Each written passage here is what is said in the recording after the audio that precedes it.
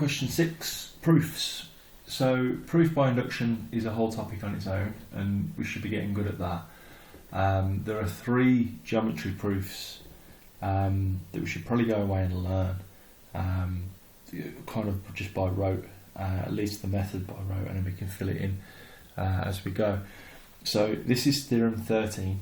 The place to find these theorems is on the Project Maths website. So if you go to Project Maths, there's a student area there and it's got the theorems. So 11, 12 and 13 geometry proofs, and this is number 13. So we have 2 similar triangles. So similar triangles, the things to know about them is that the angles are all the same. So U is U, W, W, V, V. And there exists a multiple so that you can multiply the small one to make the big one. So in this case it's 3. So if you triple each of the numbers, it's 3. So my diagram shouldn't have any numbers on it, but everything else is fine. So this 9 shouldn't be there, for example, and the 10 and the 6, and I'll get rid of them after the video. But just for us, I wanted to show you that, okay, it's 3. Now, once we are aware of what similar triangles are, this is fairly obvious then, that it will always be true. So for AB we have 18, and for A dash B dash we have 6. So if you divide 18 by 6, that's 3. And if you look at BC and B dash C dash, we've got 30 there and 10 there. If you divide those, that's 3 as well, and 3 equals 3. So that will just be, and it will just be basically that's the multiplier. So 18 divided by 6, and that equals the multiplier. So 30 divided by 10. Okay, so the given bit is that you've been given that those 2 are similar triangles. To prove, you would copy that, because that's what they've asked you to prove. So just put that in there. Don't do the arrow like me, incredibly lazy, but you would write it out. Right, your construction.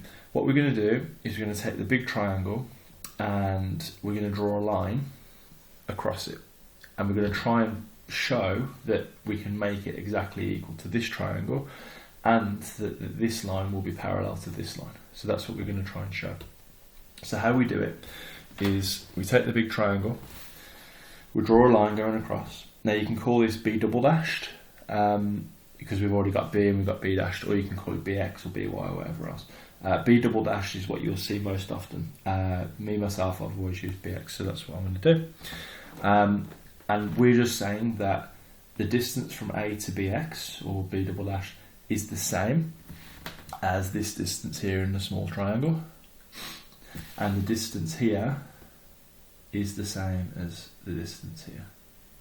Okay, so we are just picking this up and putting it inside the big triangle, but we're not allowed to just say that we're doing that. So we've made a completely new triangle where the left hand line, so A to BX, is the same distance as A dash B dash, and we've done the same on the right hand side, and then we join them up.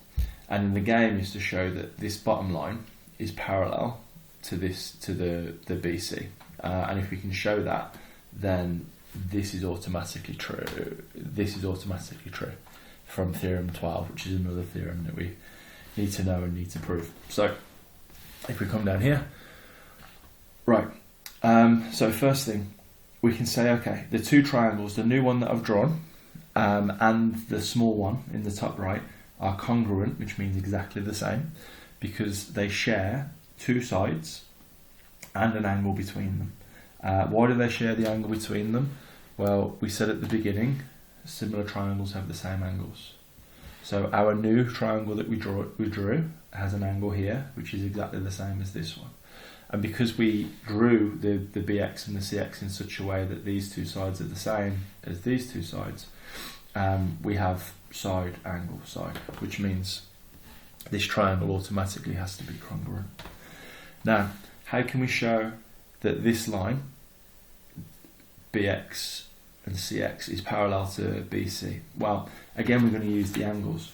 We know that this angle here is the same as this angle here, because the triangles are similar. So because these angles are the same, these lines have to be parallel.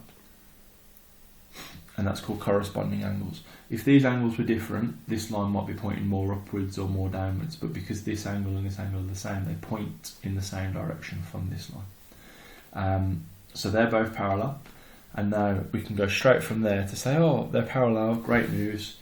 Theorem 12 allows us to say, right, this is true,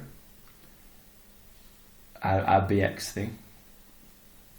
And then because BX and CX are basically the same as A dash, B dash, we can go, okay, it's this, and then this is the same, and then we can go similarly for the other side. So instead of doing AB and AC, we can go BC as well. So we just kind of say, right, if I can prove it for one of the sides, if I can prove it for this side, then it must be true for this side, and it must be true for this side. So it's all done. Right, next one. This is very similar. It's very wordy at the top. Not wordy, but kind of difficult to see what we're looking at. So first thing, we've got two triangles here, and instead of using AH here, I've just said, okay, that line there is A, and instead of using QB, I've said that line there is B. So the less writing for me, the better, and it enabled me to see kind of a little bit better what was happening. So we've got to prove this. So AB equals XY, and that will be true if these two triangles are similar.